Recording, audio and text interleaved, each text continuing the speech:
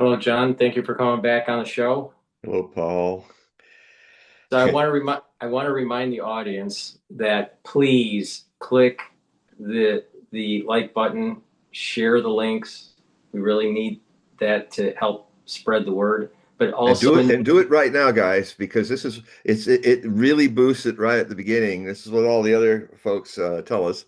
So please, sorry to interject, but do it right now. right. And then also in the description, there's links to John's website that I'm posting here. And click that link. That will take you to his website. You can sign up for periodicals. You can also sign up for readings. We'll talk about that throughout the broadcast here.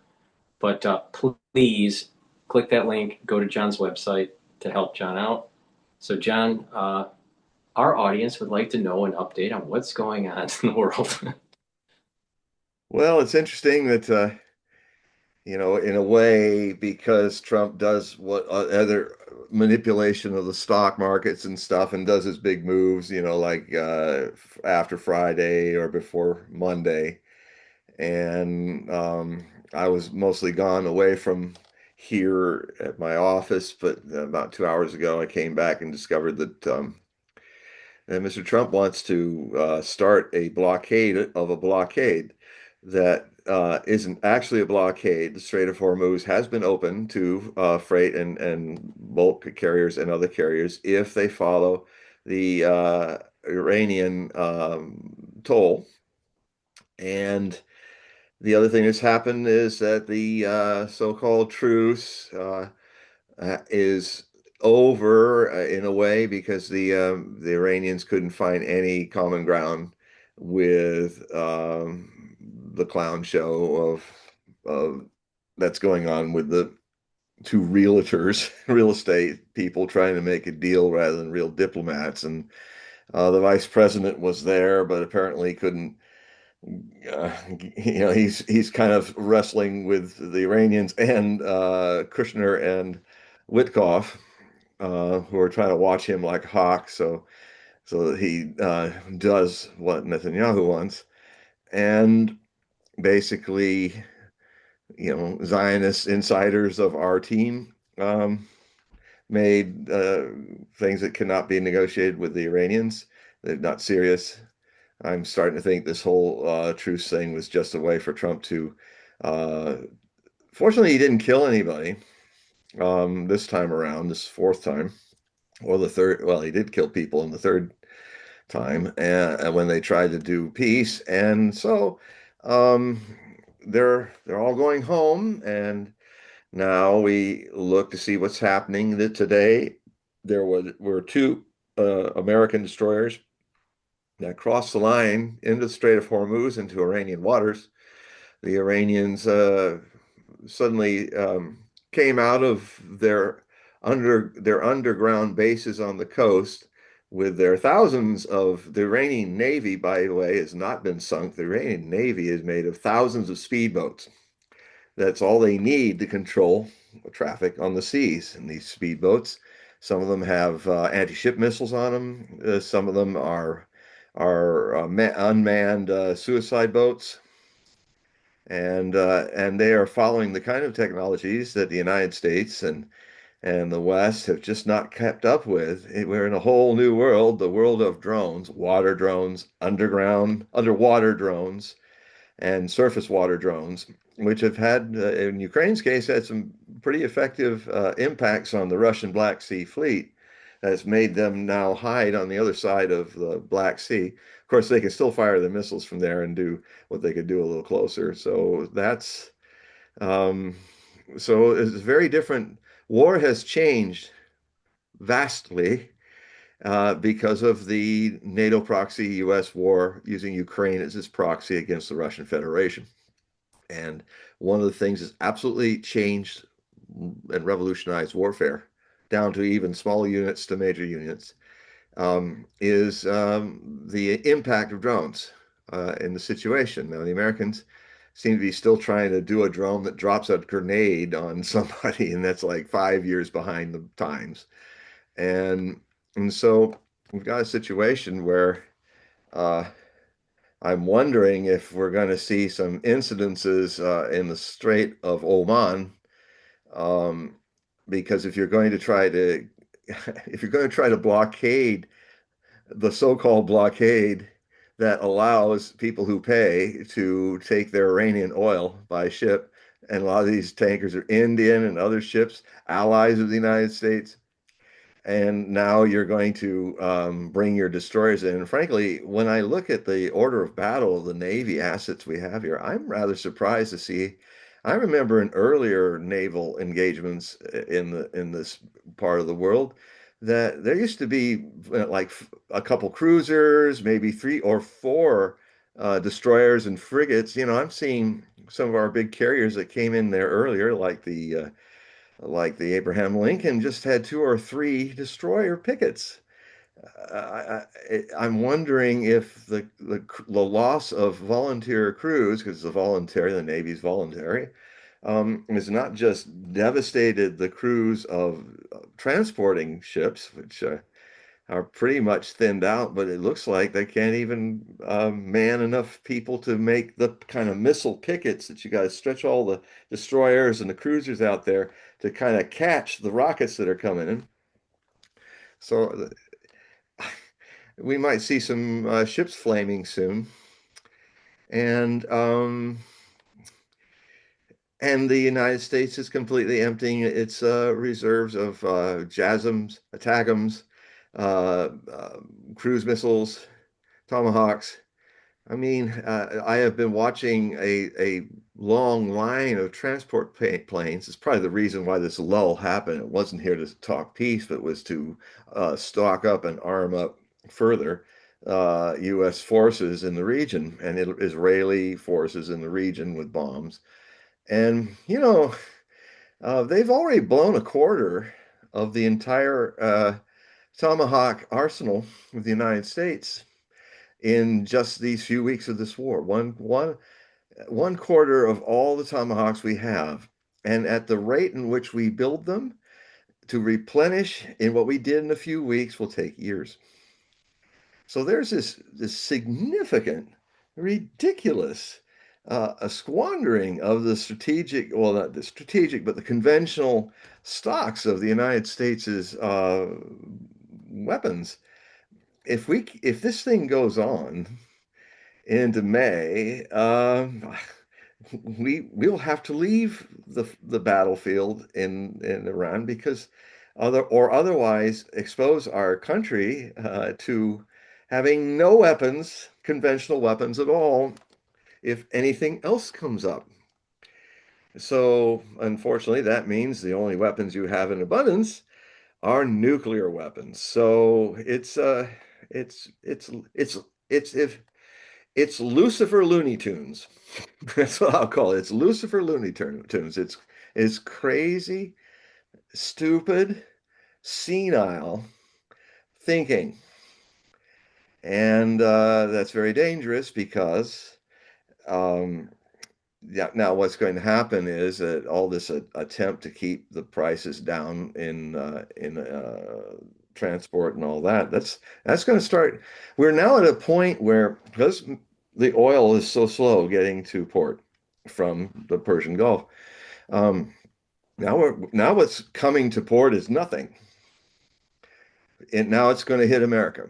Now it's going to hit Europe. It's now there's no tankers or very few coming. Now the last good wave of normalcy is over.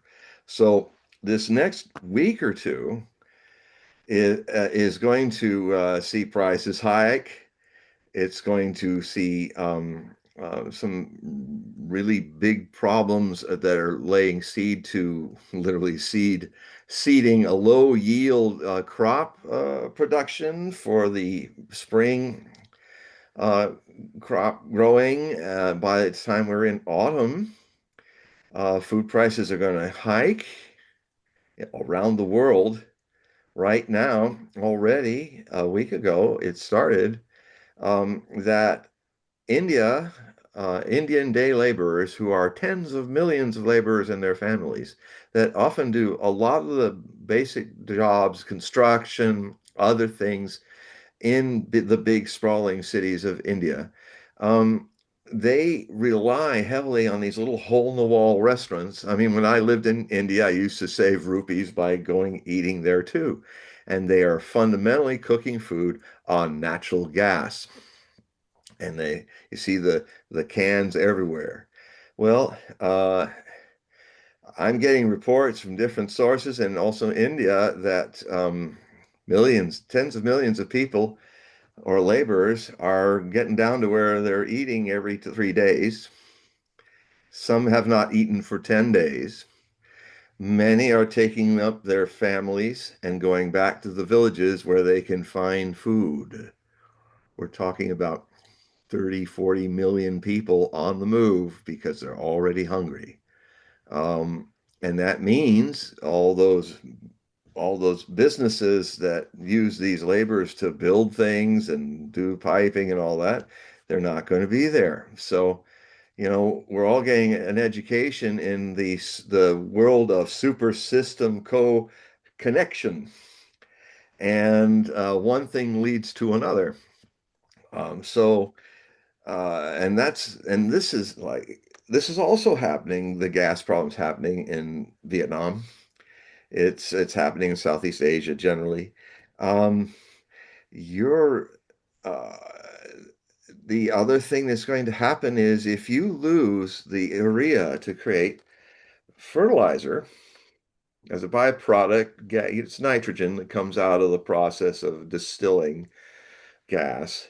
You get nitrogen, you pump nit. This is the key to our green revolution that has allowed us to continue to expand and feed this bigger and bigger population of the planet Earth. We are now, I think, around 8.4 billion people. If you take 20%, by autumn, there's going to be, and as China is withholding, sending, a lot of big countries are going to hold on to their own fertilizer. China has a lot of people to feed, the second most populous nation, so they're not exporting their fertilizer. India is certainly not going to export its fertilizer. And what you're going to have is you may have a lower crop yield by the autumn harvest in the northern hemisphere that it might be 30% less to feed 8.4 billion people. And I tell you, there is nothing more fundamental, even atomic, in its ignition of revolution and social upheaval than people being hungry. It's what caused the French Revolution. But this was a natural disaster that happened uh, uh, almost exactly 365 days earlier than when the revolution began, when tornadoes came across central France and really ripped up the crop yield that by the harvest time, because that happened in July 14, of July 13th, 1888. By the time the next year came, food was too expensive for most people to eat, and that's when they started the revolution. Um, it was because I've said this before, but I'm going to drill it into everybody here that in 2011, the North Africa and the Arab world had to buy American grain because of global warming causing 500 megafires that burned one-fifth of Russia's grain yields to the point that they could not export. If they exported their livestock industries, all their animals would die of famine. And what that did is force the Western Asia and North Africa to buy their grain from the United States at a premium price. And it caused the expense was over the top of what people could fund. And it started revolutions across North Africa and the Middle East, which led to one of the worst civil wars of our times, the Syrian Civil War, which eventually ended up mortally wounding the state of Syria to its collapse just last year's end. So, one thing begets another, folks. It begets another and then another. And so when any of your I've been writing about super systems uh, since 1990, how, the system of food, the system of transport. The United States is it transports most of its food through trucks and its goods through trucking and road. We will probably be able to uh, stop um, exporting any of our oil to anybody else to keep our fuel prices low enough not to see all that rolling stock, not to see all those transports not roll and feed us, or give us our products, or the helium that we need to build more microchips for everything we need in this very technological world of AI and all. AI is going to go AOL if it doesn't have the helium, which also lost half the helium that comes from the Middle East to make these things. And helium you can't store. You have to keep it into a liquid. If it becomes a gas, it goes into space. So there, there, we have stupid people running the United States, maybe even some who are losing their marbles. Um, and they're dumb with power. Dumb plus power is a very dangerous situation. Um, so, and then the other thing that's important to understand is the astrological dimension of this. Now, I've been talking since last Sunday, or maybe before then, about this stellium of planets. A stellium is a super conjunction. That's a bunch of planets all being clustered together in the sky. And it's all in Aries. And today is the 12th. 4 days from now, that stellium will have the sun and the moon in Aries join it with Mercury, Mars, Saturn, and Neptune. Now, Sun, it rules. Now, the two themes about this, to keep it simple, is Aries is about new beginnings, but if it's afflicted, it's also sudden ends. Because all the things that we've built in the astrological cycle that we're finishing, Aries begins a new cycle. And these planets are going to you're going to see new beginnings, but the backstory is the new beginnings come to fill the void of a lot of things we've taken for granted in our civilization ending. And it's coming, if you look at the sun is ego essence. It's your essence of your persona. It's your I am, and it wants a new beginning. Or it wants to take a jump and destroy somebody that's in the way of that new beginning. Impetuosity, if Aries is unconsciously used, impetuosity, uh, impatience, say, oh, hell with it, I'm going to just hit him. That, oh, heck, I'll just blow up another Iranian delegation. That kind of ego trip happens. So the moon is also conjoined in coming into its new moon phase with Taurus. It's in its final quarter, its diminution. So it's a receding power going into the dark moon by the 18th, 19th. So that's a completion of something. And it's kind of this energy where we're not uh, I think it may be the completion of all this farce of people in the West trying to negotiate when they're really just trying to string this on and get more weapons that they're running out of to wage a war with somebody who clearly Iran is winning this war. It's winning at a great price to it, just like the Soviet Union won against Nazi Germany at a great price. But frankly, the Soviet Union did most of the fighting, dying, and defeating of Nazi Germany, and Iran is kind of a karmic echo now, not politically speaking, but in that they are becoming more powerful as a nation state and more unified, even though they're losing thousands of people and a lot of damage to their infrastructures and all. But of course, the Iranians have already planned for this.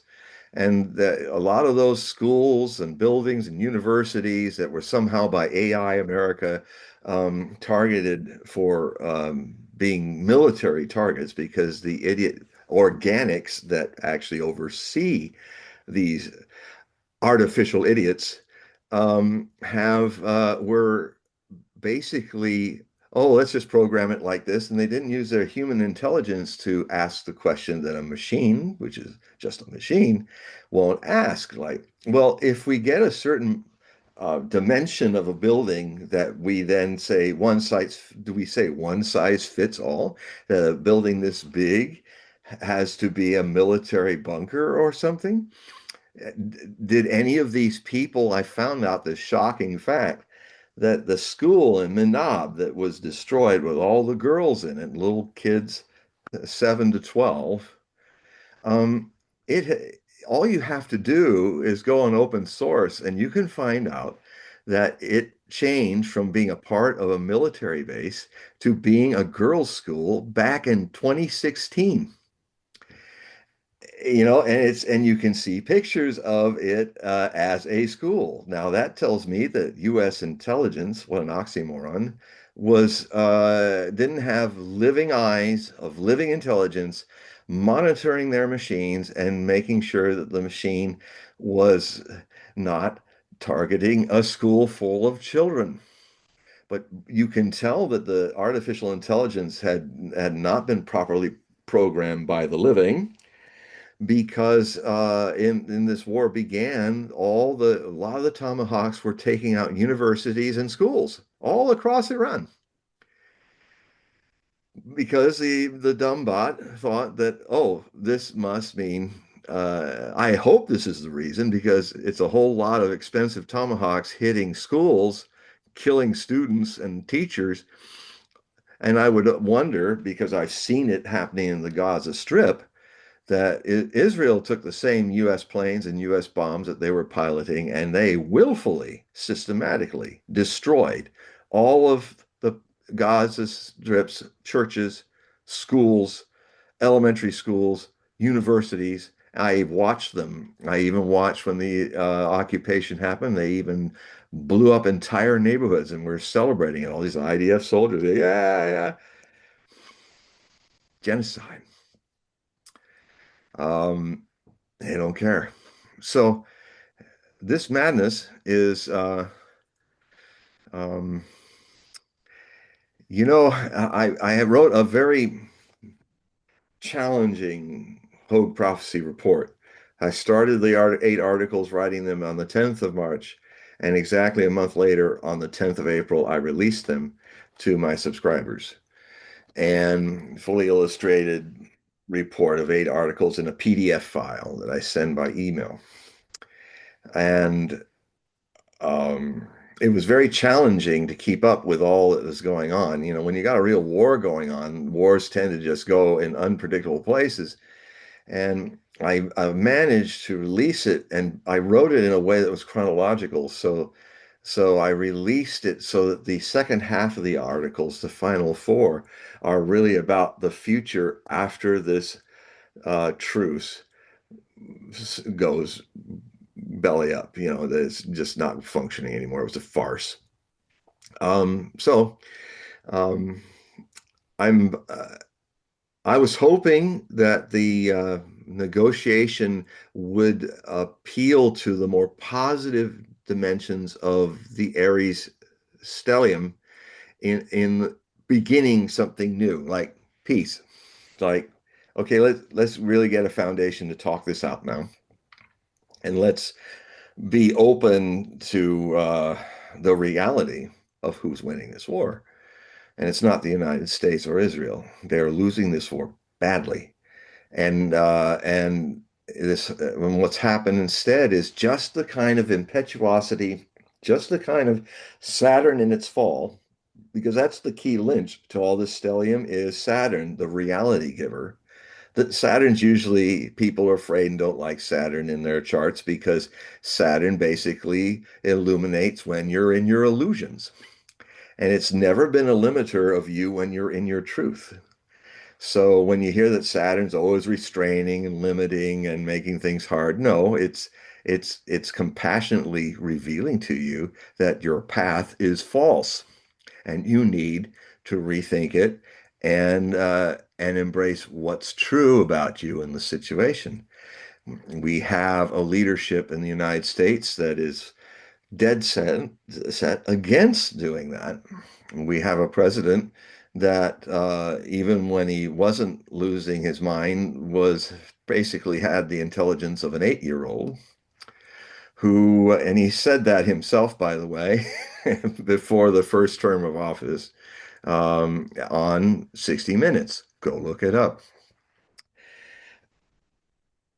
It's and here is his Truth Social blurbs that are coming out without anybody looking at him. No one, none of his cabinet is trying to say, okay, let's look at it and see if we should say that now. He's literally just spouting out and dictating out. Um, these reports, and some of them have been outrageous, like saying, we're going to tonight we're going to end the civilization of Iran, um, which implies we're going to kill 92 million people. Ridiculous statement, but you just don't say stuff like that. This is crazy, and the problem is that Saturn in its fall and we are in this period for 2 years with Saturn in its fall. When this stellium starts to weaken out by beginning in May and to mid-May, Saturn and Neptune will still be here. Neptune will be in its long transit through Aries all the way to 2039. So Saturn will be out in April of 2028. But it's pivotal in this because, long story short, about these two planets, Neptune's about mass communication. And if it's afflicted, it's mass communication and occult abuse, par excellence. And with Saturn, it means you have a world that does not want to grow up, a world that does not want to um, face reality, and you have and certain countries that are very much afflicted by it astrologically, and certain leaders like Netanyahu and Trump, and the chart of Israel and the United States, which I look at in these articles, are really well, for the Americans, it will be Trump's a square of his sun, Uranus, chaos, sun, essence, and his true north node, which is his lucky star, in a square with Neptune in Virgo in the United States chart, which, long story short, sinks or swims in boom and bust cycles. So, what Trump is doing now to destroy his presidency is he's setting himself up for an economic deep recession that'll be the end of him as president. So he lives by the boom. He's trying to create a false boom. He tried to create a false boom at the end of his first term, and in a way, he got a little lucky that the fraudulent election of 2020 cut him out and put poor drooling Joe Biden as another cognitively declined president in office. And this boom that he was talking in the campaign was really a big bust. But Biden didn't just let it go. He ended up throwing $3 trillion at it. He thought he could spend his way out of this. I mean, he obviously didn't understand that's just going to create more inflation. And so Trump got away with that, but he's not going to get away with this. Um, this is going to land on his lap, and that's it. And the economy will be um, in peril, and the Democrats will probably sweep the Republicans out of office. And at least I think both houses are going to the Democrats, and then the president will not finish his term. He will either face 25th Amendment issues about his sanity and impeachment. So he has no way to fix this. He's trying he's panicking. I mean, the way he's throwing things around is a classic example of his astrology of like he's just trying one new thing, one new thing. It's desperation. Okay, now I'm gonna throw up a blockade against the blockade today. Well, that's desperation talking. We have a panicking president who's having mental health issues, uh, and we're entering by a few more days the peak of the Aries stellium, which has me quite concerned that now that the war is resuming, um, it could get much worse. And that means Iran might resume its pounding of Israel day and night. And it's possible that, uh, and I've already written down that the stellium, when the stellium is at its peak, that's not when things really explode usually. That's the conception astrologically of something that's now set in motion. So it's usually after the stellium that you see the phenomenons of the consequences of decisions made under the stellium. So look to the second half of April to see the manifestation of the stellium that's happening in the next 4 days. I mean, I don't think next weekend is going to be some big blow up. It could be, but I'm more concerned about the third and fourth week of April, literally reaching a decision, first time since 1945, of nuclear weapons being used. Um, Hopefully, not too many. But Israel, if it gets pounded further, will come very close to the decision of the Samson option. And so Israel does have nuclear weapons, perhaps as many as 200. And I'm concerned that they will try to attack Iran across its length and breadth. It's the size of Western Europe. And it won't stop the missiles coming because they have prepared for that. These bases, I'm starting to see how these bases have been built over the last 25 years. Some of them are 850 meters under the ground. There's one mountain where all these missiles are hitting, and the mountain's scorched, but it's not doing anything. And they've also got these interesting things they've got where the missiles actually just come out of a reinforced door, come right out, fire, and pull the thing back in. There are fields, it looks like fields, but they're not. They're actually all under the fields. There's some fake tops that are put to look like the rest of the dirt and grass. And literally the missiles come right out of the ground. Like not, this whole idea that they're running around with trucks and launching on trucks, they've changed that. Most of those were decoys. They've even made decoys with a heat source so that missiles will think they're real. I mean, it's very clever. I mean, they've got these fake decoys have a heat source, and the radar goes, "Oh, that's got to be a real one." It isn't. It's just a better decoy. Um, and so there's going to come a point where I mean, we're going to see two major leaders in the world struggling with continuing to run things, Netanyahu and Bush. Sorry, Netanyahu and Trump. Um, we've had a lot of dumb presidents in the 21st century, so I kind of get I kind of get them confused. Who's dumber and dumb and dumber? Um, and so so here we are. So, are any questions out there? Yeah, we do have some questions. Let's I want to say thank you to Rick. He has been telling the audience that please go and sign up for your periodical, that they're very informative. So I appreciate Rick for typing that into the chat. Thanks, Rick. Yeah, he wrote me the other day about it, I think, and yeah, it was. I'm getting a lot of feedback from my readers, except for one mopey MAGA person. All the other people have really liked it.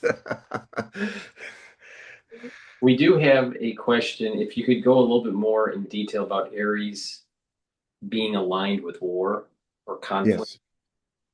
Yes, yes. Well, Aries rules um, March, um, and Aries April. March is literally. Um, I mean, let's see, what's this? It is, well, God, I've been a little tired here. Um, anyway, Aries is the ruler of April, I believe, and March is the precursor of it.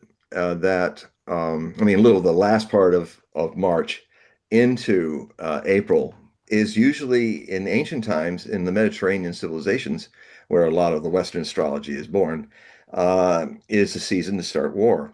Literally, the word March is a variation of Mars, god of war, if you're translating Ares from Greek to the Roman god's name, same person. Ares is the god of war. And you will find that for thousands of years, most war campaigns in a war begin in late March into April. And so, because it's that's why they named that period ruled by the god of war. If it's Rome, Mars. If it's Greece, Ares. So, but it's not just that. Aries is the beginning of a new astrological cycle where planets start their journey through the 12 houses of the zodiac. And so we have a whole cluster of them that, and in this, four of them in this cycle that have all entered Aries in a big way. So big changes. To keep it simple, it's big changes, big beginnings, some good, some not. And the stellium is magnifying the pressure to either go to war or to make amends, make peace. Uh, start this new stellium by not going to war. Although I must admit, I'm trying to be more positive about something that I think very much right now the energy is walking eyes wide blind into war, and in the most dangerous time is starting after next weekend through April into May, which I may have to write about as May Day, May. Uh, then the wars may either go into a long grind of attrition for 2 more years. We are in World War III, folks. We've been in it since February of 2022 in its conventional phase. Um, we had the Cold War that everybody thinks was the Cold War actually ended in 1989. In 2014, as I predicted, there's another shorter Cold War that goes hot that started in February of 2014.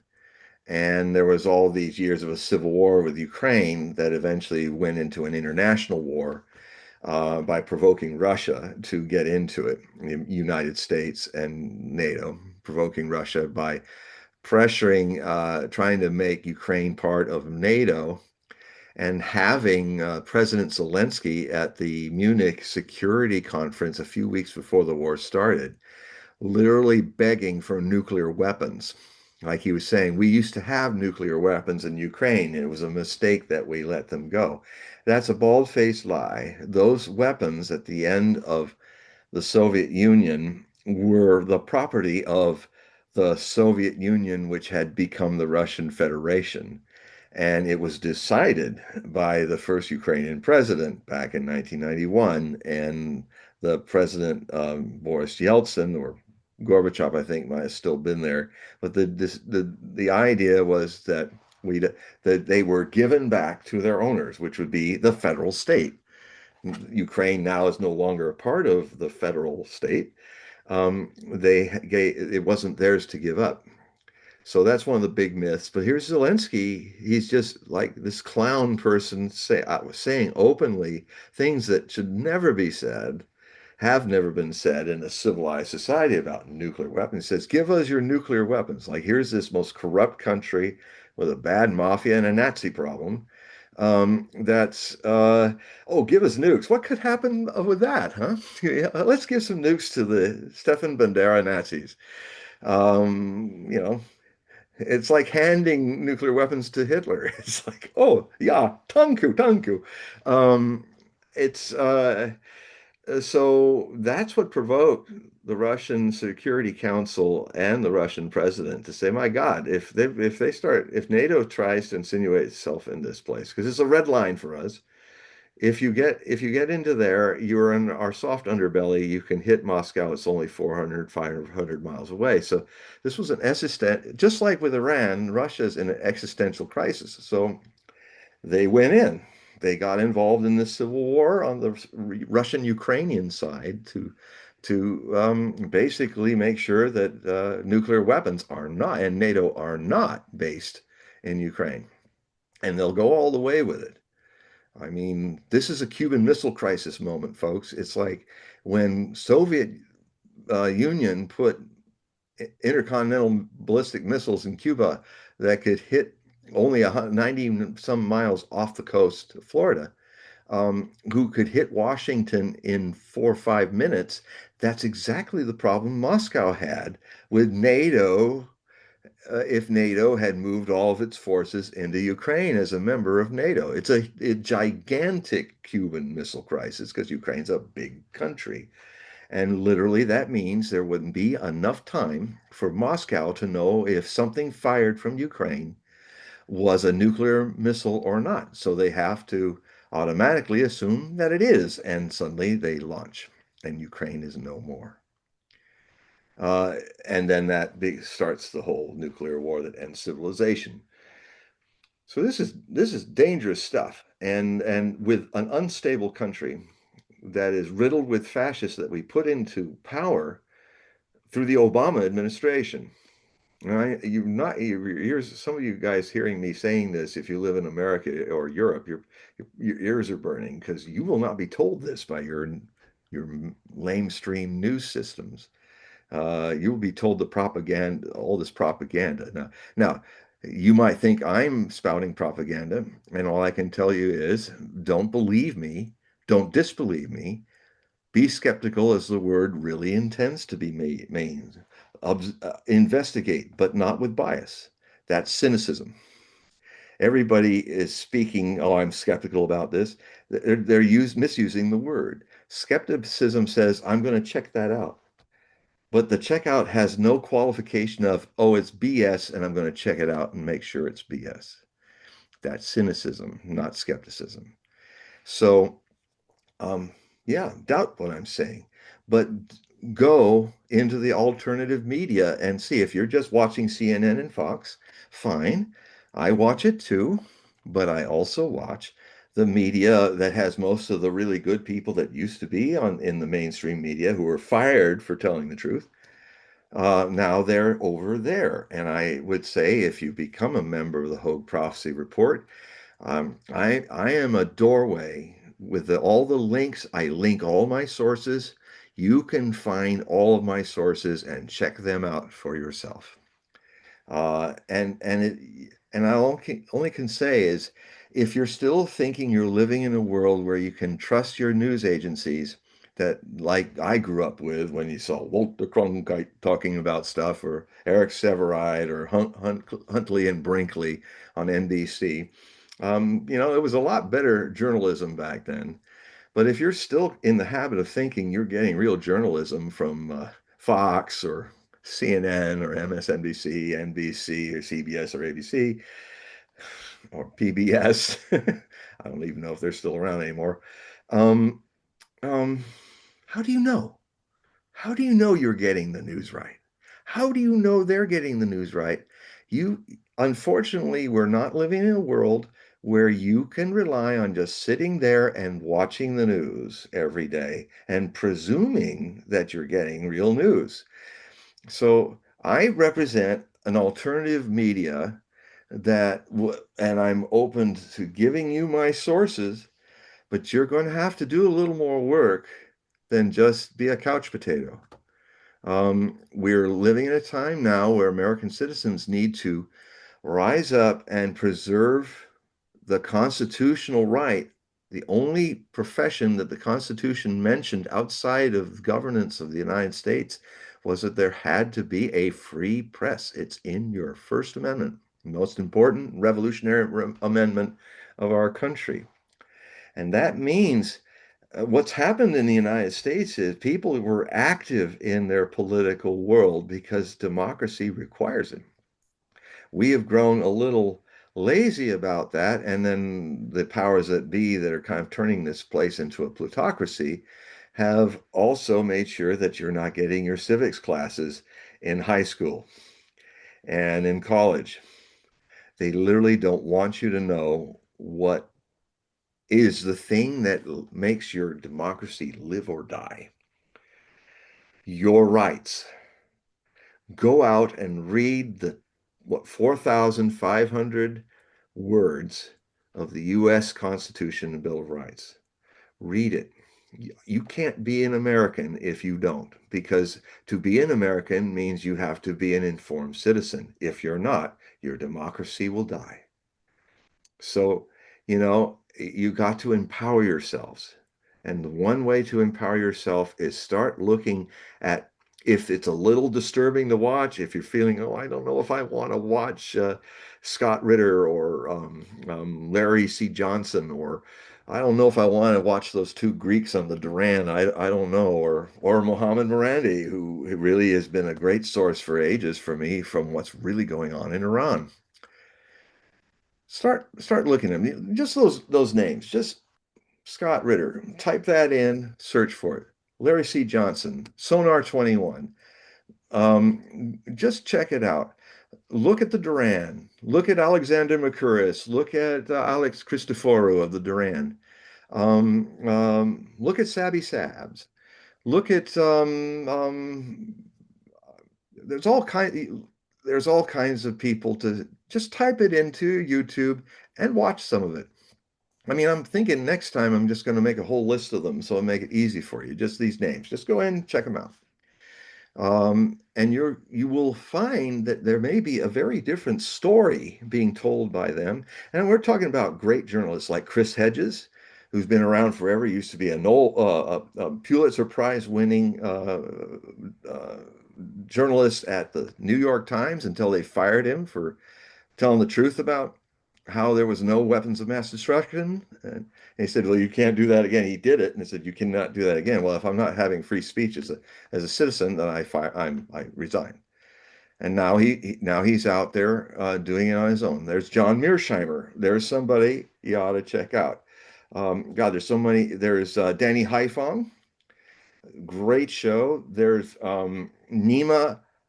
I'm sorry, Nima Akoforshid. He is an Iranian expatriate that lives. He went to Iran just before the war happens, but he has a show called Dialogue Works, and it's a very good show.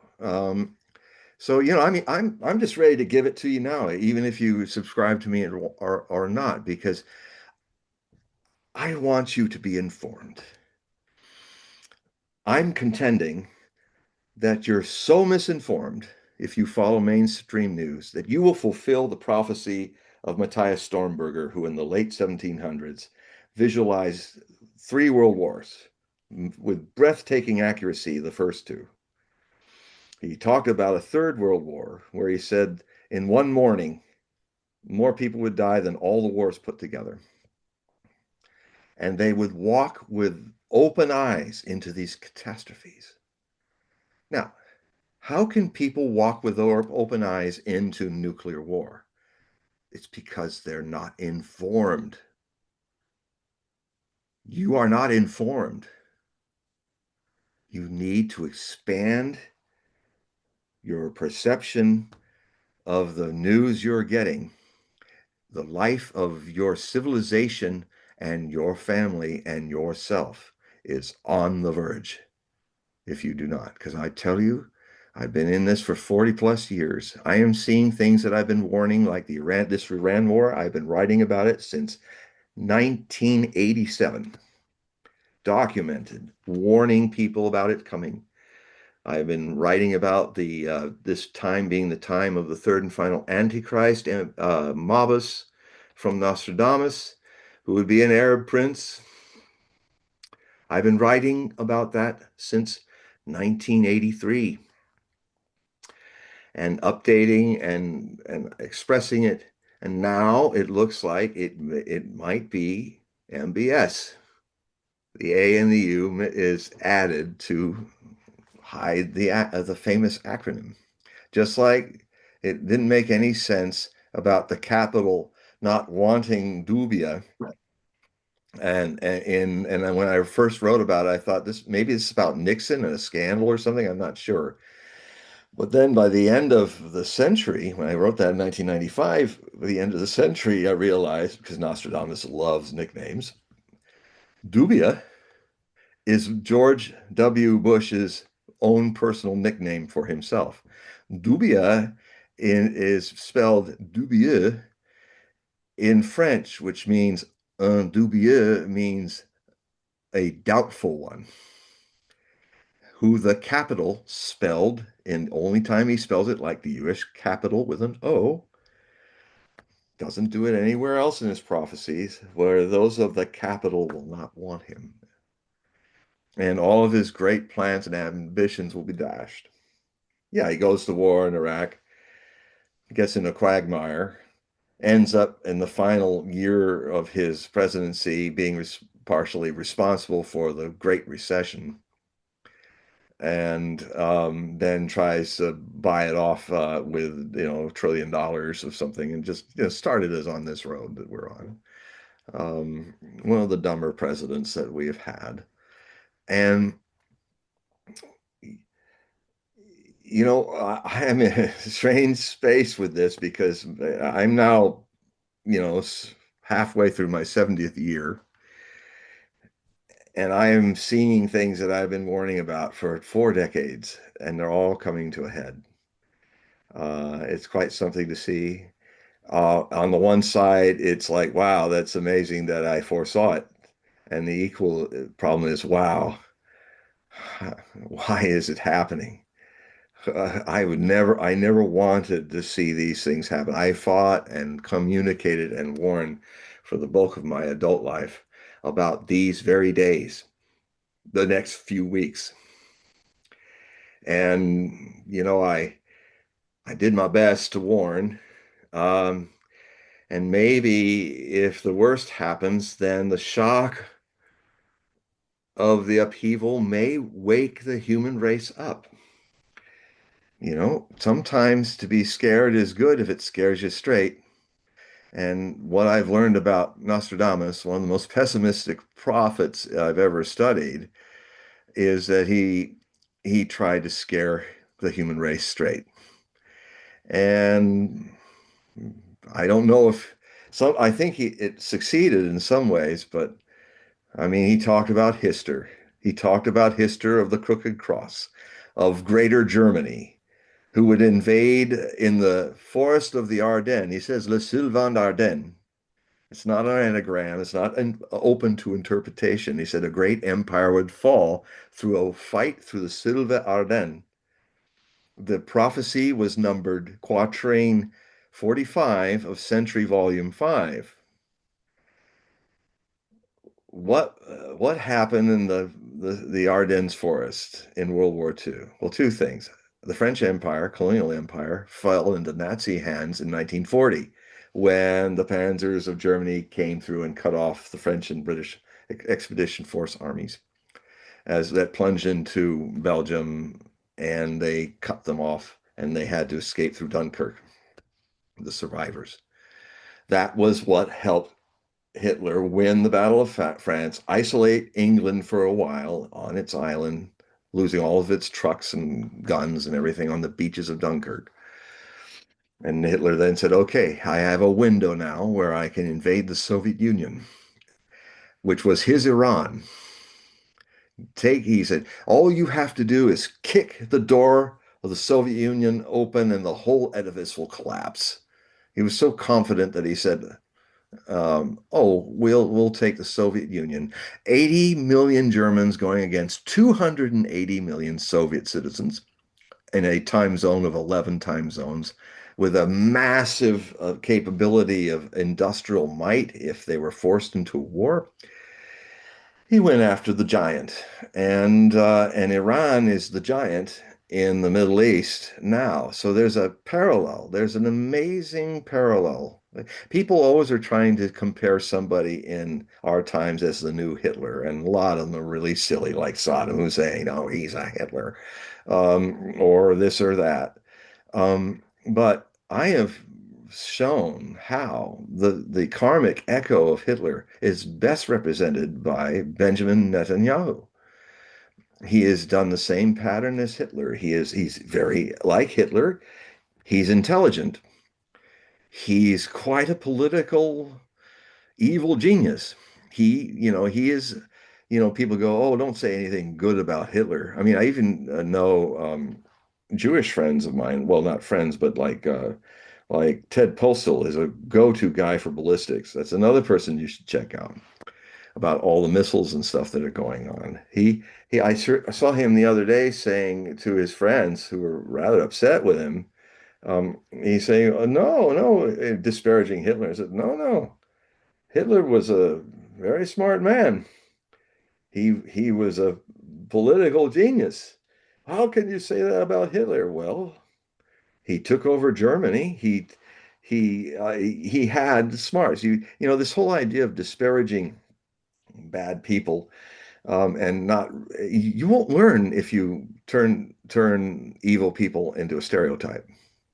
You won't learn about them. If you These are human beings. Everybody's got a Hitler inside them, as well as something divine. And so, you know, if you don't understand the very chilling reality that Adolf Hitler is a human being just like you, that if you kind of remove him from the human race as Darth Vader, then you're not going to learn, and another Hitler will come. And I think we have him, and that's Benjamin Netanyahu. I've been watching him for decades. And what he has done is what Hitler did. He is pathologically a genius, a pathological genius. He upends sane people by his moves. He had certain countries that he has since 43 years ago a desire to create a greater Israel, just like Hitler had a greater German Reich, a greater Germany that would cover all the way to the Ural Mountains to Europe. Netanyahu has been a very staunch Zionist trying to create a greater Israel that would fulfill what the Mogen David flag has on it as symbolizing the goal. You ever wonder what those two blue lines on the white field of the Israeli flag are about, where you have the Mogen David in the middle? One is the Euphrates River, the other is the Nile River. These are the borders of Greater Israel, which basically encompasses Western Asia. The Soviet Union was the only thing left standing for Hitler to knock out, and he would have had his Greater Germany. The only thing left after Hezbollah had been decapitated its leadership after Syria collapsed, which was done by Israel and Turkey. The only thing Netanyahu had in the way, he's even saying, "I'm 40 years, we're so close, keep going," is to take down Iran. And this is where his karmic echo is going to have the same result. Hitler was defeated the day he invaded the Soviet Union. And within 3 years, Nazi Germany was utterly destroyed. Netanyahu has taken his people into a same disaster. And this one could go nuclear as he goes down in flames. He's not going to defeat Iran. And who knows, Iran may lose as many people as the Soviet Union did. Soviet Union lost 27 million people, but were the power that actually defeated Hitler more than the Allies and all the Western Allies and all. They did the lion's share of defeating him. Now, Iran is now a country of 92 million people, that's big for the area, fighting 7 million Jews and 4 million Palestinians that are considered second-class citizens in Israel, in the apartheid state. Um, little Germany hit the big Soviet Union, little Israel has hit Iran. I mean, I'm not for this stuff. I'm just saying this is an echo to the past that's being repeated again with nukes now, because Iran might have them now. When the first six bombs Israel dropped, made in America, were dropped on the compound that killed the Grand Ayatollah and Supreme Leader Ali Khamenei, and it also took out all the moderates that were around him who did not want nuclear bombs being used by his country. By killing him, you effectively replaced him with hardliners. His son, Mujtaba, is probably they're building the bombs now. They should. They need a deterrent. If you have this mad nation that is using the excuse because of a misread of prophecy, um, you have to defend yourself. If you were Iran, what would you do? If you were being attacked by a group of people, a nation, and then as they're losing, have an option to go nuclear on you. It doesn't take a brain surgeon or a genius to figure out what you need. You need to use nukes as a deterrent. And what could happen as a surprise in the next few weeks or months, we might see a nuclear test, underground test, that will be announced. That Iran, to end the madness and not be bombed by nuclear war, which would, by the way, it will cast, if all the Iranian cities above ground are on nuclear fire, pumping up a whole lot of debris into the atmosphere. There's now evidence that if there was what I was predicting back in 1990, what I called the danger of nuclear bush wars. I wrote about it in the book, The Millennium Book of Prophecy, which was written in 1990 and came out in 1994 on Harper San Francisco. Go check it out. You will find that if we were looking at the model of India and Pakistan having a nuclear war, and now it's becoming apparent that if you flame out 100 metropolitan areas, not like thousands of the big nuclear war, you will create enough climate change to a temporary cooling off, that will completely disrupt the world's crop industry, the super system of feeding you. And even though hundreds of millions in India might have died from the direct blast and radiation effects, 2 billion of you around the world will die from starvation. And a lot more of you will go hungry, but not die from starvation. So hitting Iran with 20 or 100 nukes is is not going to stop these bases from firing. And it will cause a climate disruption that will break down your food system. And in these new things, I had to now, unfortunately, drag in Nostradamus's global famine prophecies, because they now sound very contemporary potentially. So I know this is scary. I know it's hard to face. But if there's smoke in your house, don't wait till there's fire. You've got to do something. You've got to take back your democratic power as a citizen. Because right now, you're not really living in a democracy. You're living in the United States in a lawless administration. when you've got a president first in history to say, my morality is superior to any laws.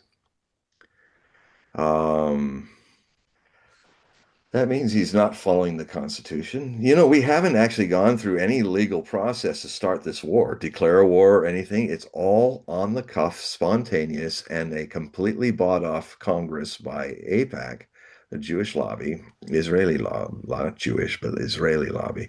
There are a lot of Jewish people, majority of Jewish people in the world, including myself who have Jewish heritage, are not supporting the Zionists. So this is what's going on. So I'm sorry to be playing Jeremiah all the time. At least I'm not running around naked in my office going, repent, repent, like Jeremiah did down the streets of Jerusalem before the Babylonians took them down and put them in Babylonian captivity for not listening to him. Um, any more questions? Sorry, everybody, but that's I have You know, to tell you what's going down. we have two more questions that I want to bring up here. Let's in previous episodes we keep on mentioning that we want to go a little deeper with Casey. So this question is talking about Casey said that a small number of souls living in genuine spiritual alignment could create an energetic field strong enough to shift the trajectory of a much larger population. How to do this and who should do Oh, this is a great question, and this is one of the things I write about. I am not aware in my studies of Edgar Cayce that he ever said this, but I might be indirectly responsible for something being misdirected to Edgar Cayce, although he was a great prophet. Um, I have been maybe it's going around and it's getting changed because I've been writing about it for a long time. Um, Fundamentally, this that all the darkness of unconscious behavior um, is a quantity.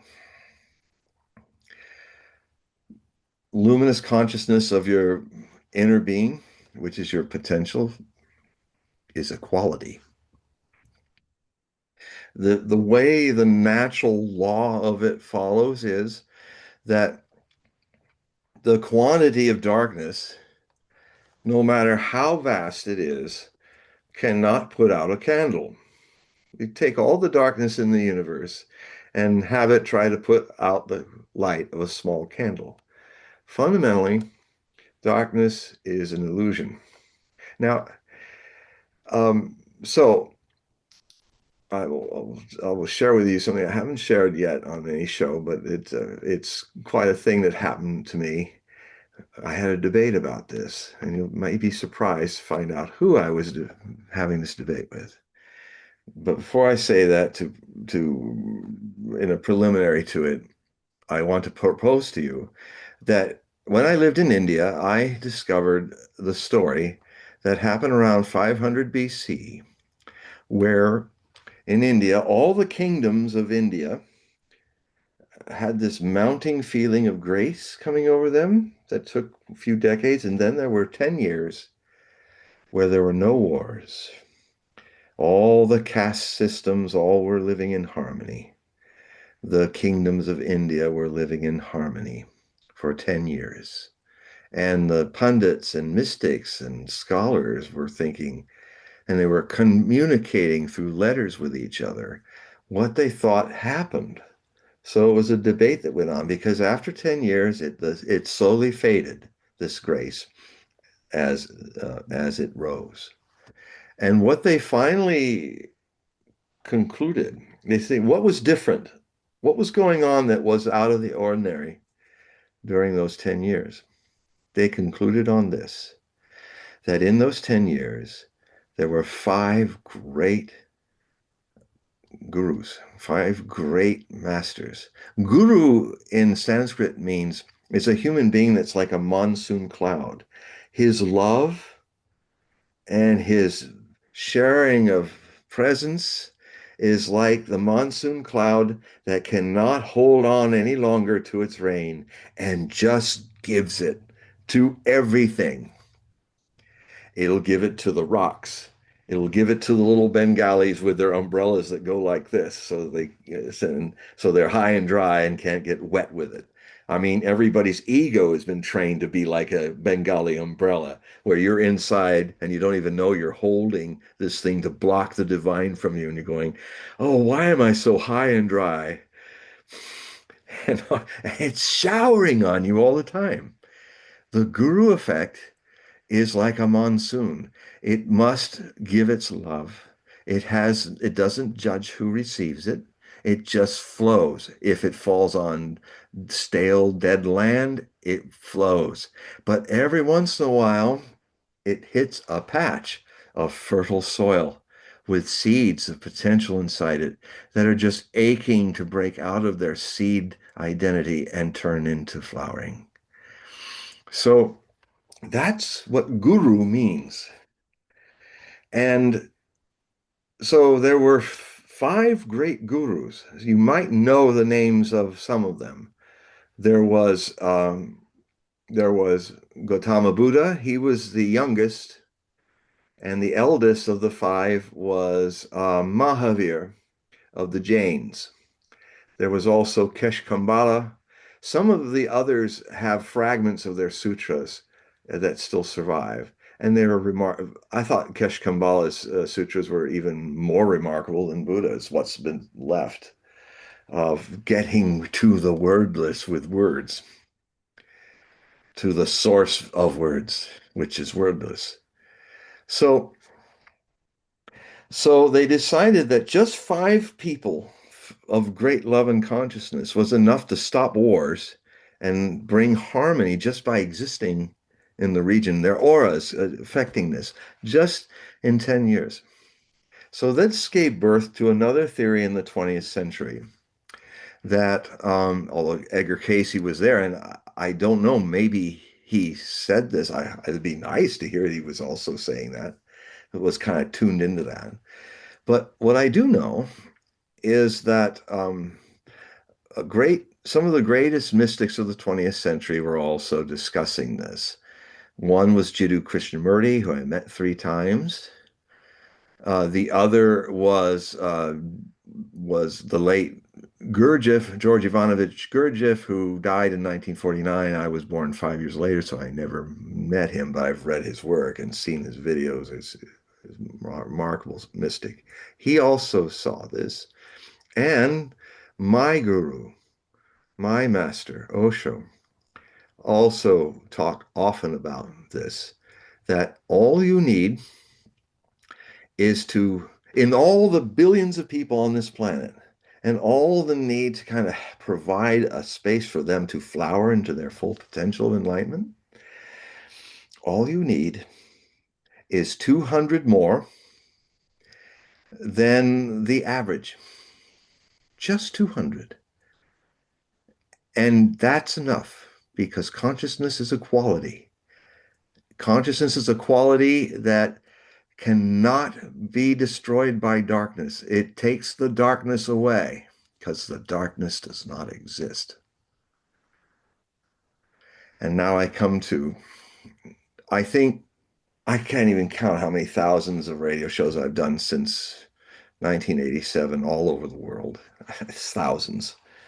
Um, but I can tell you, I've been over 30 years with Coast to Coast. Seems like they don't want me anymore because it's getting too close to being fulfilled. But it was a wonderful ride. I'm glad Art Bell had me on, and I'm glad George had me on for so long. Thank you, you guys. Um, I'm still available. Um, but people get afraid, when you're saying stuff that's far off, decades away, and then now it's on their doorstep. They tend to punish the messenger. It's just the way it is. I predicted the two towers collapsing in on a major Fox network show starting in March of 1996. We filmed it in November of 1995. And I had it's called Prophecies of the Millennium. And when asked about would the Trade Center towers be attacked again like they had been in 93? They said yes, they'll be attacked and they're going down. And then in the following year, I was finishing writing Nostradamus, the Complete Prophecies, which is the biggest complete prophecy attempt of anybody. It's in 4.7 centuries. So I wrote it in the mid 1990s. In it, I listed at least 20 different references to that would probably happen in 2001, that it's going to happen in New York and the towers are going to go down. So I'm documented for saying this. I also told, I was visiting a colleague, Hans Holzer. I guess we got to know each other because we're in the H file, Hogue and Holzer. So had a lovely dinner with his friend in Riverside in New York City in November. I think it was November or October of 1994 when I was releasing Nostradamus: The New Revelations.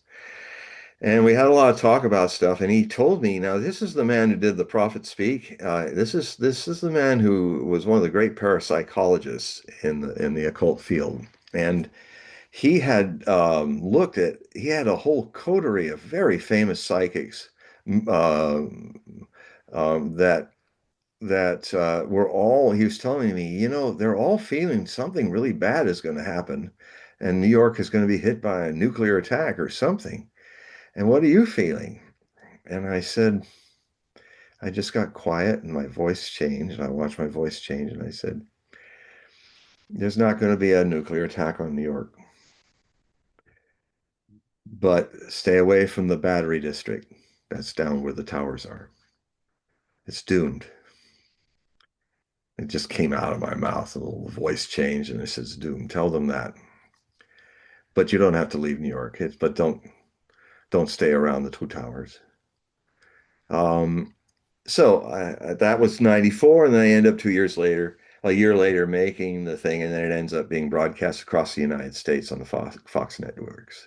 It's not the news network. This is the entertainment network with Alamos, the Latin American actor, as the host, who did the second Battlestar Galactica. He played the captain in that remake, and he's done other amazing stuff like playing the origami guy with the blue eyes in Blade Runner, in the first version of Blade Runner. And so anyway, I am um, so the show goes on. And I think it was broadcast over the next 6.5 years. And then it was broadcast 2 weeks before 911 across the United States on cable.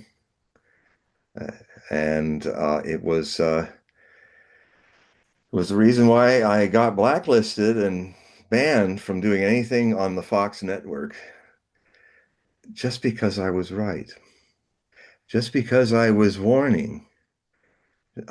I didn't want this to happen.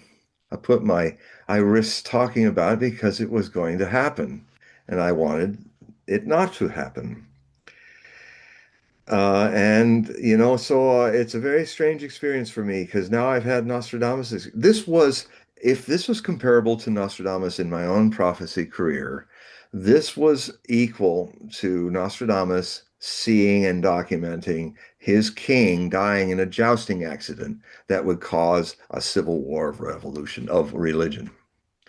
And I've just been translating his almanacs, doing something that hasn't been done yet in English. And I'm finding in his almanac for 1559, where that happened, he talked a lot more in prose prophecies about the danger of an eclipse that was coming to its boldest point in September of 1559. But he said the malevolent forces of this would be sprung and active by June into July. That's when the king, against all saying, hey, don't joust anymore. You're getting older. You're good at it, but this is dangerous. And his own wife was saying, Queen Catherine de' Medici was already not just hearing, she read Nostradamus' prophecies. She was the first one to read them because she used to ask the royal copyright offices if there any occult book came their way that she reads it first. So I'm I think there's a good chance that Catherine de' Medici in 1555 actually read, is the first person to read the first serialization of Nostradamus, where it predicted the death of Henry II from a jousting accident, or he would become the great King Turin Seelan. Henrik is Turin in old spelling of Henrik. Sedin is Seelan. He never wore his wife's royal livery. He wore the livery of his mistress, Diane de Poitiers, who was like 15 years his elder. And she bathed herself in milk, so she was very good at keeping herself really fresh and beautiful even late in her life. But so anyway, um, the Catherine de' Medici summoned her to court through permission of the husband, and they had a meeting with Nostradamus in court. And I imagine Nostradamus showed the two possible futures because he wrote dozens of prophecies about Henry II conquering northern Italy uh, as Cirensilan. Uh, but there's also this other prophecy where he becomes in 1559 the year of the one-eyed king that he wrote years before it happened. There's no French king that was a one-eyed king until Henry in 1559. And so that's the year. And he talked about that starts the breakup between Protestants and Catholic subjects. Mostly the aristocracy was majority Protestant and a minority Catholics who were running everything. And the king was Catholic. And so what began were nine bloody civil wars that started while Nostradamus was alive to see the first one in 1562-63. They raged off and on all the way to 1598, causing great death and destruction. And there's nothing more vicious than a civil war that's religiously based. And it was so uh, that's what put Nostradamus on the map. My prediction about 911 put me on the map. And fortunately, I was not burned at the stake. But Nostradamus, when he said that then the king would die of a cruel death, the man, Gabriel de Lorge, who was the Count of Montgomery of his Scottish bodyguard, the king's Scottish bodyguard, he was the man who, in the joust, didn't lower his jousting stick enough, which ended up driving a huge splinter like a javelin through the gilded cage, as Nostradamus described it, in and blinding the king in one eye. And the rebound actually was so bad that his brain got infected and he died 10 days later in agony. He said he would die a cruel death. So what do the people do? What does the man who was responsible for the accident do? His first statement when he heard the king had died was, "Curse be the one who predicted so evilly and so well." Nostradamus spent years warning about this coming. He was not trying to make it happen. He was trying to prevent it. I spent 6.5 years warning. Actually, starting in 83, I was talking about it in my articles of this terror attack in New York. Warning, I was trying to stop it. And what did Fox do? They didn't talk to me for 2 years. They were cowards. They weren't even brave enough to say, "We don't want you around." They just ghosted me. And I found out about it when I was the person who contracted and did the prophecies of the millennium uh, was Bram Roos. He called me up for another project. It didn't go through, but the most important thing happened in that phone call 2 years later was that I said to him, "Why isn't Fox talk? They're not answering my emails, phone calls." I literally called on 911 as the things were going down to the producer that I worked with when I kind of flustered Sean Hannity in the final day of 1999 on Fox, Hannity, and Combs. And they loved it that I did it. So I called her and said, "Look, we foresaw this. on a Fox special. We should bring the people back. I should come back and we should look at what we got right and got wrong. And she's, that is a fantastic idea. I'll talk to the suits. And then she hung up because it was like war room in there because, you know, they're just blocks away from all this stuff going on in the battery. And so I, the answer to being accurate, well, that's how I found out from Bram, because Bram on the phone, there was a silence. And he said, "You mean you don't know what happened?" "No, nobody's talked to me." I said, he said, "Oh man, you scared the CRAP out of them. And they ghosted you, they blocked you, you can't do any Fox stuff anymore." And so that's how, as many people call me this over the years, it's not my term for me, but since so many people call me this, I'm starting to think I should probably just, out of respect for them, they call me the American Nostradamus. I even had films producers try to do a documentary about it, but it fell through.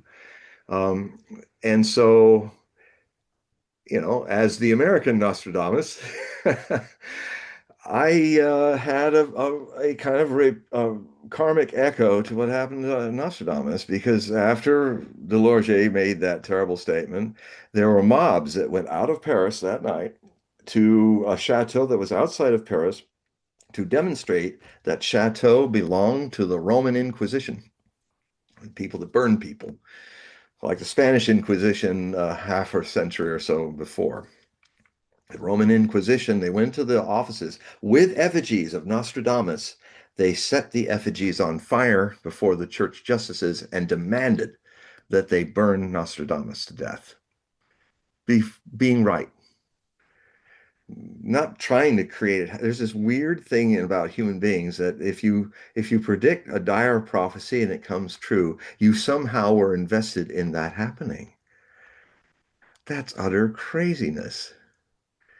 But it still exists. Human beings change their countries, their flags, their clothes, their religions, but deep down, they don't evolve very much spiritually, except for a handful. And that's all we need. Just a handful of people. So when you pray, pray for grace on the world. When you meditate, fill yourself with light. If you're one of the 10,000 Buddhas that my master talked about, where they weren't, most of them were not even disciples of his. If you're the 10,000 Buddhas, you're the pool where the 200 will arise. Now, if, now talking about this very dangerous portal that we're entering through the Aries stellium, that's coming in a few days and will last through the into May. One of the most dangerous or changing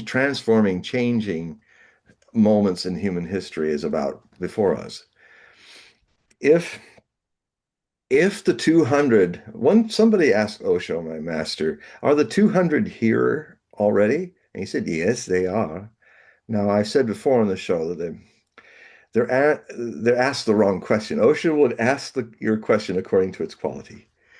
And I would have asked him this: Osho, are the 200 not only here, but are they aware of their Buddhahood? He might have answered differently. So I had this debate with an actress that changed my life in her movies. It was because of this actress's performance in a movie called The Turning Point that I made a very important life-changing decision to walk away from my very promising opera career and go back to writing. I real Because the movie is about somebody similar to me who was a ballerina, and she was in classical arts. You really have to put your whole being into them. It's not an idle thing to be an opera singer or a dancer or an orchestral. a conductor or an actor. You have to put it all in there. And I had put from my mid-teens up to my early 20s, I had put everything into being an opera singer. And but I was not finding that I could cope with the politics. I wasn't good at it. Even when I pretended to do the politics, they used to go, "Ugh, they're doing it all wrong, making me feel like I should." You know? And you are, but anyway, so I said, "Oh, that's not going to work." So out of the blue, I find out from her press person that none other than Shirley MacLaine um, was an avid reader of mine. She had read all my books that I'd thus far composed, 11 of them in the 1990s, 1980s. And she had this show on her website and she wanted to do an hour with me. And so we did an hour on by phone, a phoner as we call in radio, and she asked a question that she had been asking all the people she knew and associated with for years, decades. And she wanted to ask me this question. Is evil a is evil a conscious force that's conspiring to destroy us? Is evil like some alien society or something that's really out there conspiring to destroy us with its darkness? And the answer that came out of me was, it is only a shadow. And when you fight a shadow on the wall, lit on the wall, and bleed up your hands by pounding a shadow, the shadow doesn't exist.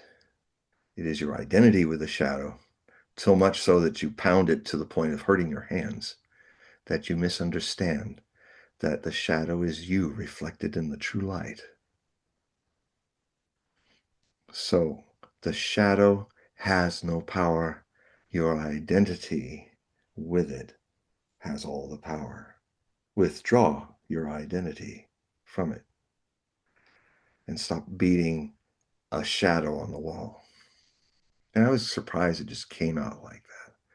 And I'm a Scorpio, double Scorpio. She's a Taurus. So we're opposites, attracting and repelling. So I loved how in her Taurus stubbornness, she would go deeper and deeper. And we went through nearly a whole hour going deeper, but we came to that. And then there was this long pause. And she said, "Wow, for 25 years or more, I have been asking this question to everybody, friends and people I've met. And I'm just thinking, my God, her friends were Bobby Kennedy. Her friends were Martin Luther King, you know." So she was asking that question. I mean, I've read her, not so much her spiritual books, but when she was doing the out on a limb, Time Magazine did a whole pile of her books, and some of mine were in it. My first book was in the pile in the center with the red and black stripe binder, spine. Millennium Book of Prophecy, which was my big breakout book into this in 1987. So she was so I'm pondering on this and saying, my God, she's spoken to some of the most amazing poets and people because I've read her about her life in Hollywood, and she's, great actors and actresses and stuff. And she asked this question and she told me, said, for the first time, I feel like I have an answer that I can really go into with. So, so, you know, I did tell her in the warm up to the debate, I told her about how my career, the turning point changed my life, and that I decided not, just like your character did. Your character decided to have children rather than have a career. And Anne Margaret, I think, no, not Anne Margaret. Anyway, it's the wife of Mel Brooks. I can't remember her name, but she played the one who didn't have kids and become the great star, but she was also getting older. And it's a great real movie to see. You must see it. The Turning Point is a fantastic movie and a great story and great cast. And so um, they, I walked away. I didn't become a parent, but I walked away into another career. And her response was a long pause of silence. I think she was just trying to deal with that. But I did another show with her later, but I consider the first show we did is the heads over shoulders the best, most interesting interview I ever did on radio. And it's an important thing to bring up now because um, shadows are descending upon this world. But in some way, they can't, a shadow can't put out a candle of consciousness and love. It cannot do it. And if there's just a few more candles, 200 more, this is what will happen. If what I'm saying is happening, if the 200 are here already, and not just here, but awakened, scattered around this world, just their presence here, having an influence, this is what will happen. In the coming weeks, we will find this war coming up to the abyss, coming up to nuclear weapons, but they won't be fired.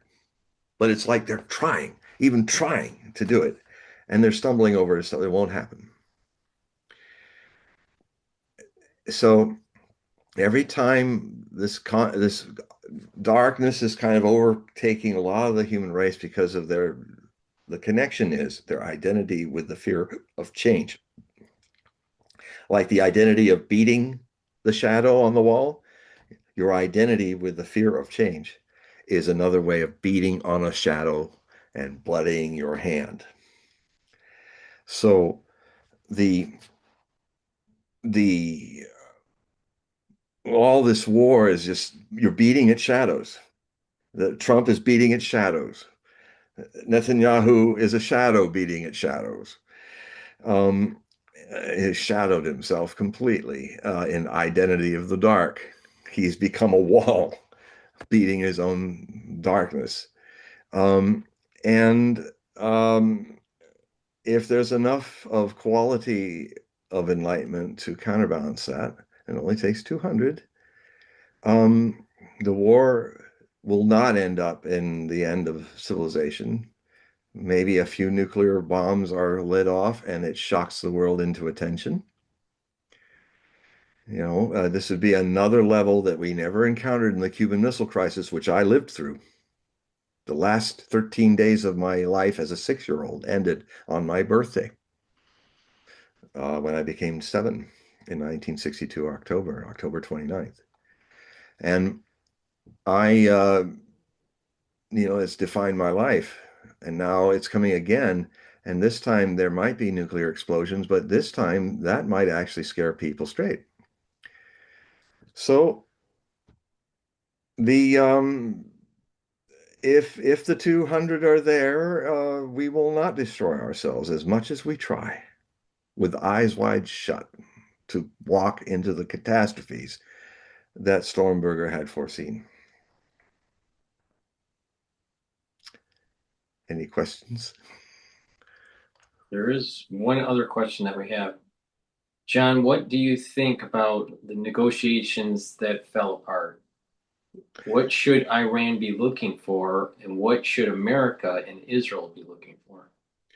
Well, Iran is clear what it is putting out. Iran has been empowered by this dastardly surprise attacks and uncivilized behavior of Israel and the United States. And Iran's terms are clear. And it just fulfills a thing I've constantly warned. Don't go against the Shia minority in Islam. The Shia are not afraid to be martyred. Um, the the There's this big lie that people put out that Iran is a terrorist country. But can you name me anything Iran has done? You can name ISIS. You can name Al Qaeda. You can name any number of Salafist Sunni Muslim majority, extreme terrorist organizations. But you will not find any association with these terrorist organizations with the Shia minority, which is mostly, it's 260 million Shia that are mostly in, two-thirds of them are in, or two-thirds of Iraq and Iran are the where most of them live, but they also live over the oil fields on the coast of Saudi Arabia, and they're constantly persecuted. They also live an Alawite sect of Shia that used to be the regime, and a lot of Shia are in Syria. The Houthis, the Ansar Allah, are also a Shia group in Yemen. Um, they're slow to harness to war, but if you, just like the Russians, but if you get them harnessed up, they will defeat you completely. So what the Israel under Netanyahu, he's loud and clear. His idea is to destroy Iran and break it up into a bunch of to destroy it and make it a collapsed society. That's what he's about. That's it. It's pretty simple. The United States is its government, and especially its president, is under blackmail from this Zionist entity, Mr. Netanyahu, and his government, which is an apartheid, ethno-supremacist, fascist state, with 80% of the people there completely all for it. Genocide, the Palestine people, all of it. I'm sorry to say, my Jewish heritage hates to say it. They have become the new Nazis. They have become the new genociders. The karmic echo of Adolf Hitler is being in a reverse image. The people who were victimized in the last Holocaust, the Semites of the last Holocaust, are now the victimizers of another set of cousin, brother, sister Semites. The Palestinians are also from the same root as the Hebrews and Jews, from Abraham. It's weird how karmic echoes seem to happen. So, just read the 10 points of what the Iranians are wanting. Their bargaining chip might be to let go of the reparations. But frankly, because there is no law in international law anymore, this world has become the world of the jungle now, again, because the United Nations has completely failed and probably should be replaced by another kind of United Nations. Probably move it to China, get it out of America, let America fall into its isolationism out of the hegemonic period that it's in. That's ending very fast, as I said it would over the years. And so, um, Iran um, does not want to be bombed anymore, does not want their diplomats massacred, brought in by the sweet words of Trump and Netanyahu and people. Oh, we got a deal. It's coming. Got a deal. And then the next day murdering them. They've murdered two diplomatic missions from Iran. Um, I'm surprised they're even talking to them. Would you talk to them? Would you talk to them? If your errand of peace and mercy is not once but twice massacred and trapped. So just read the 10 points. Just put the 10 points on X or something, and you'll find each of the points there. They don't want they want all presence of United States bases out of Western Asia. And they've chased that with annihilating 13 of them into being uninhabitable bases. They wiped out all the major pyramid-sized radar systems that we had in the Middle East, blinding Israel from warnings of the missiles by 1 minute to no minute at all. I mean, that's what you get in response when we've seen now Trump and the Israelis wage wars of aggression that were the reason Nazi Germany and its leaders that survived World War II were taken to trial in Nuremberg and hung unto death for being leaders responsible for creating a war of aggression, which is a war of choice, not a war of necessity. It's where I'm going to take your stuff and wipe my neighbors out because I can. And all the evils of war sprout from wars of aggression. And what the United States has done is war of aggression, a lot of them. And they finally ran up against a country that will thump them on their bum. And hopefully, sometimes I had to thump a few bullies when in the sandlot when I was a kid. And, after they bounce on their bum on the kitty litter, it was they bullied no longer. And the America, Trump, and our country, we're being led into wars of aggression. And, if it's your country, and if you're also being made responsible for these genocides, you're a part of it. You're like the good Germans who just kept quiet and just didn't say anything and looked the other way when their Jewish neighbors were beaten in the middle of the night and dragged off into concentration camps.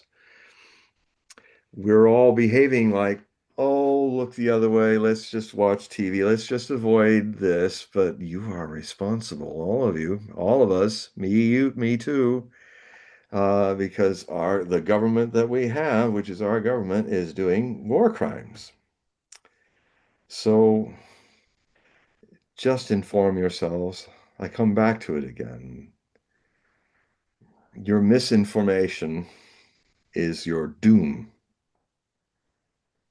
Stop being fed bunk and prove me wrong. This will be this will be recorded. This live show will be with the other shows. You can hear me in recording. If you missed the names, go check out those names and start at least informing yourself of what other news agencies are saying, and you might discover that you've been sorely misinformed. And here's the other reason why it's so difficult. No one wants to feel like an idiot or a fool, you know. It's like one time when my brother was just becoming a Jesus freak in the early 70s, and he he was really he said so. I told him just recently. I said, I told him and Linda, his wife, they came visit me, and I said, I gotta tell you, Jim, I gotta remind you of this because it changed my life. Uh, when you were trying to convince me to be a Christian, that didn't quite work out, but you one time made two statements. One was, um, "Hey John, are you happy? Are you happy with your life?" And I felt like such a fool that I got angry. I was like, "Well, yeah, yeah, I'm happy. Yeah." And I just felt like a fool.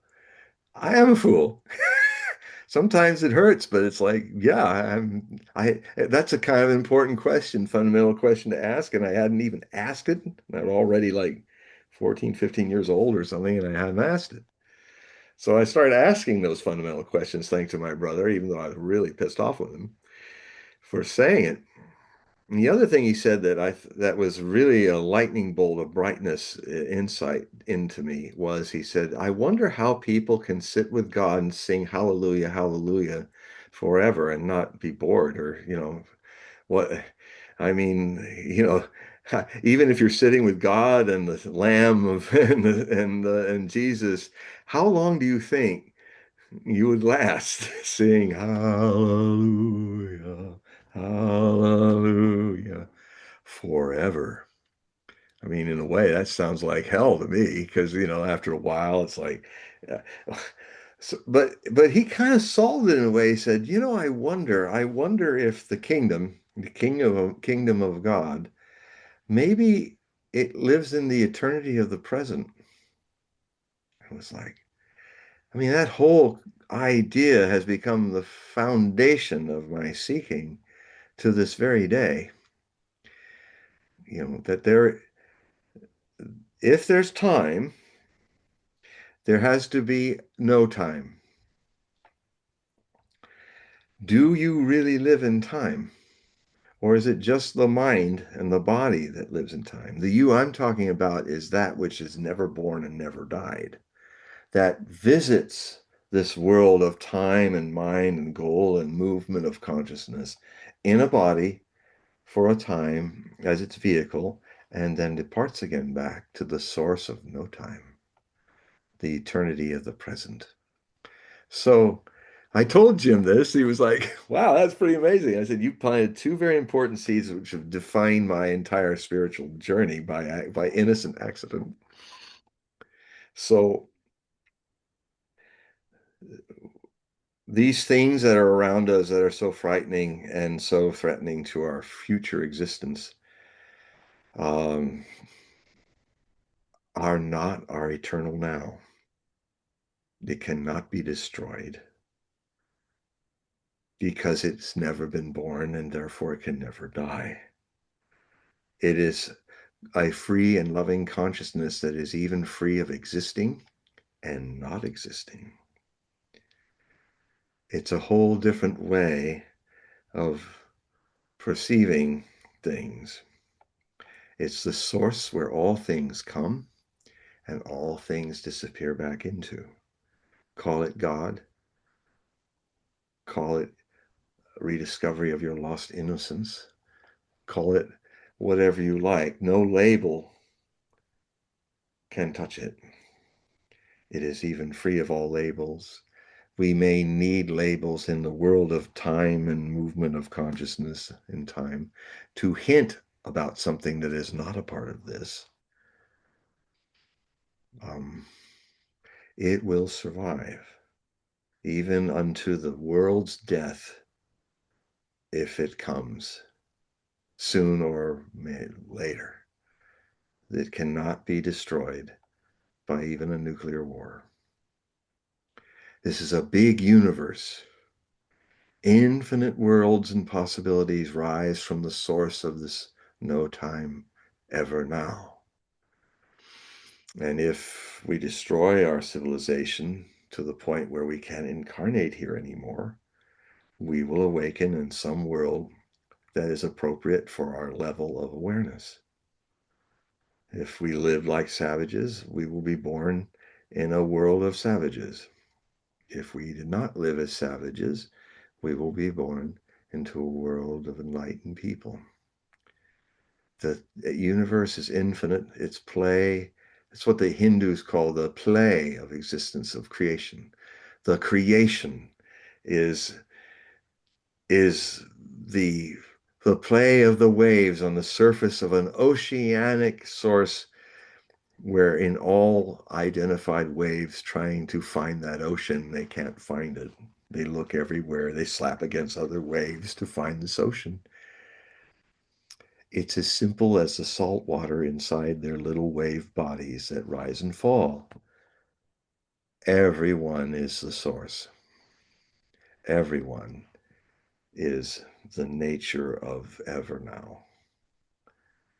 And if the wave looks in, the wave will discover that all the salt water is exactly the same in all other different shapes of waves. So why do you fight with each other when you know this? If you truly know it, you can't fight and cause trouble. Or if you do, you will understand how the mechanics of ego and stuff starts working in your life. So,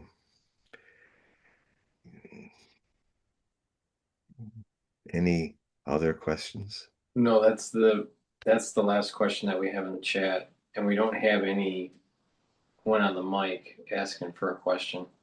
So we're near the end of the show here, John. So if you can explain to the audience what the readings and the periodicals are.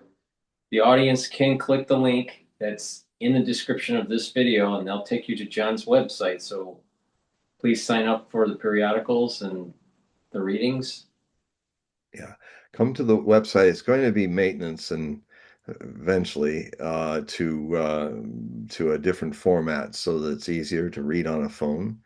But if you want to read it on a phone, just get Adobe Liquid. It's an app that is absolutely free, and I have the ad on my Hogue Prophecy reports so that it will format it to an eyeball friendly for cell phones. I'm It's been a bit of a delay with financial issues and stuff that I've been trying to update my website.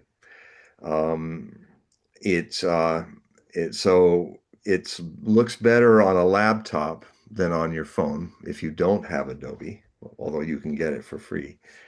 And then you come to the website, you will see I've been too busy with the war to update last several of them, so it's a few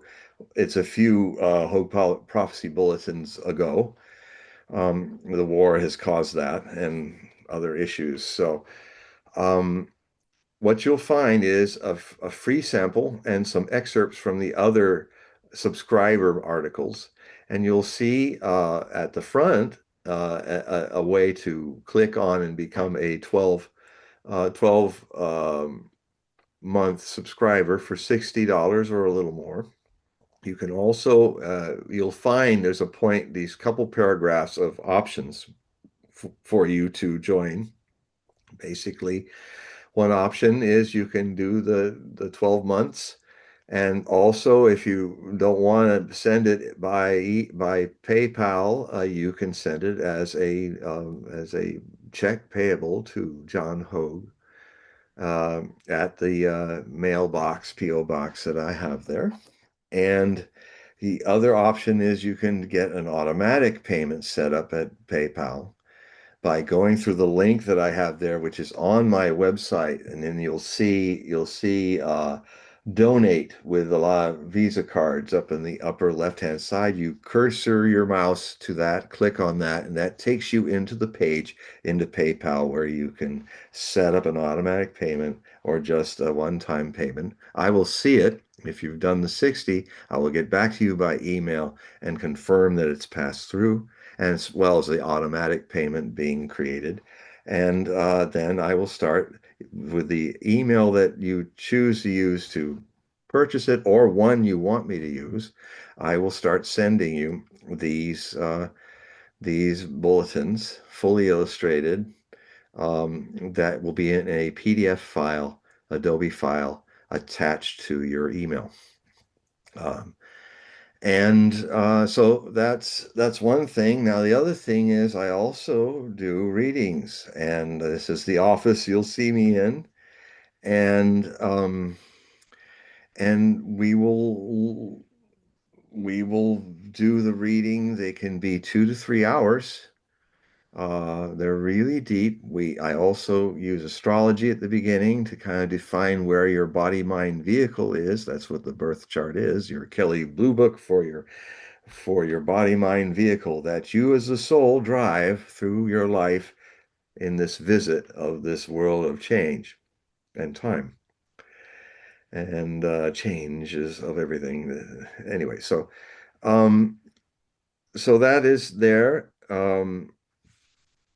You would also, you will find just all you need to do is you click on the email that I have, the links that I have for the automatic payments and all, and then I will see it, and then I'll get back to you and set up our time for the reading. I usually read at 5 p.m. Pacific time, whether it's daylight or standard. It works well for the American audience. It also works well for my Australian audience, just a day later in the morning, if you're in Sydney time. But I can also arrange times for you. And for European people, it's It's 11 a.m. Pacific time, which gets at 8 p.m. in Britain and 9 p.m. in Central European time. So I have an international audience, so um, that's how you can do it. And it'll be one-on-one, you and me. Here I will be in my Renaissance black shirt, talking to you like I talk to Paul and you on the show, but it'll be more one-on-one, intimate way, and uh, it'll be a lot more playful than talking politics and stuff like that that we've just done. So hopefully some of you haven't been intimidated by the way I was talking, but this is about the world. I'm channeling that. I, when I'm talking with you, it's a lot of people love these readings. So um, yeah, so I'm available if you like to have a reading. And I use the Osho Zen Tarot deck. And I do an unusual thing. I don't know. Maybe somebody could write me and email me about it because I'm wondering if people do this. I do a Celtic cross, which is the main issue, and then you have the key in the lock, I call it. The next card on top is the card, the message from the world of the waves. The bottom card is the message from the ocean, the oceanic consciousness, then the past, then the future. Now, what I will do sometimes, and I wonder if anybody does this, I'm pulled sometimes. I'm in the middle of a Celtic cross, and then there's this card comes up and it tells me, give me a reading. I take the card off that Celtic cross, put that one aside, and I start doing a Celtic cross on that card. Now, then, once that is made clear by another Celtic cross, I might just not even go back to the first cross, or it's like move on to a deeper layer, or I will put it back in and continue with that Celtic cross.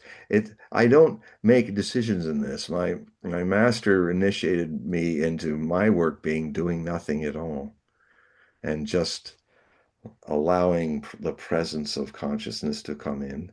And then whatever I say and do in the reading, just like whatever I'm saying and doing in these interviews, is perfectly right. It's the right thing to be delivered.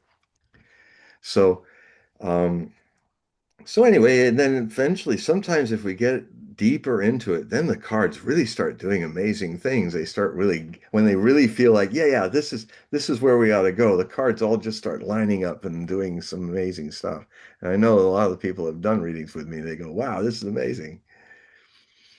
So, so those are the two possibilities.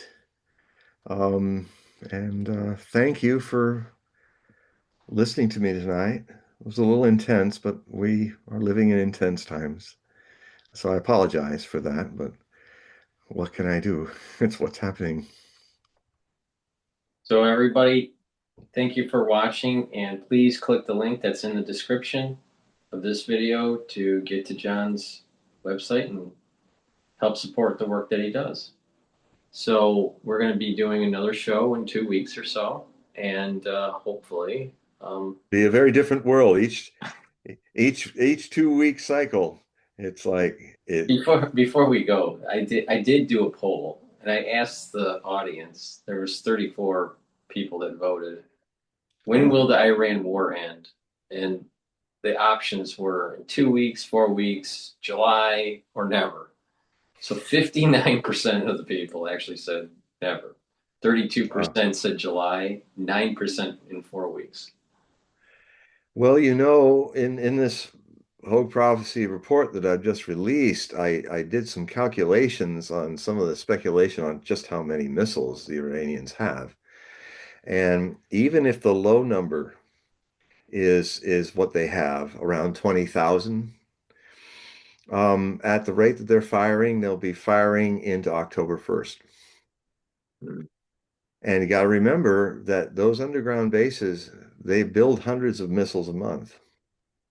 They have all the tools and stuff underground. So it's not just a stock that has to come from somewhere else. They are built down there. The materials are down there. And now the other possibility is, as the Iranians have been sometimes going to a steady 20 to 15 missiles a day, people say, oh, they're running out of missiles. Well, no, what's happening is they're more modern missiles, that the older missiles that took out all the defense missiles of their combatants, of their opposites in Israel and America, well, now the these missiles are don't have to be hitting Israel in the hundreds anymore. And the rate of damage that's being done is much higher now with less missiles. So if that is going on, if we're going from 3,000 missiles a month to 500 missiles a month and doing even more damage, they can do this for years. Even if they had 20,000, it could be a couple of years. So they have escalation dominance. And if our president was smart and Israeli wanted to survive their nation, it's time to stop because you're going to lose and be destroyed. And by the way, you brought it on yourselves. America, you brought it on yourselves. Israel, you brought it on yourselves. You are fighting wars of aggression. And if you learned anything from World War II, from the Japanese Imperial Empire and the great Deutsches Reich that caused wars of choice, not of need, and aggression, you're the bad guys now. It always happens to every nation. We can play the good guys and be the ones, the chosen ones, and all that, just like the Hitler and his Aryans were the chosen people too. Look what happened to them. You're on the path of defeat and destruction. Take your leadership into tow and stop this, or your countries will be very changed and not in a good way. Just remember how Germany and Japan looked like after the last wars of aggression were fought in world wars. Okay. Well, we're going to leave it at that. Thank you, audience, for typing in the chat and watching. Greatly appreciate it. And the ones that on X basis throughout the show, thank you for listening. So, John, say goodbye to everybody. Goodbye to everybody. All right. Good night, everybody.